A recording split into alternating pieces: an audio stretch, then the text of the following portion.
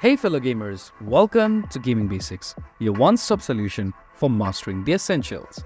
Let's dive in and level up together. In this video, I'm going to show you how to change your email ID in Lords Mobile. To do so, you first need to launch your Lords Mobile app on your device. And once you've done that, go to your settings menu, which is this gear icon right here. And now go to account. And here you'll see this option called switch account and device. Tap on it.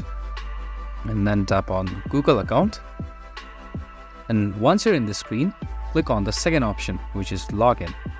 Once you click on this, you'll be able to switch accounts and change your email ID.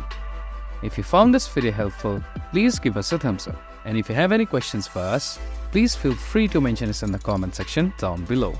Also, don't forget to hit that subscribe button and ring the notification bell so you never miss out on our latest guides and tutorials. This has been your host Ace. Happy gaming!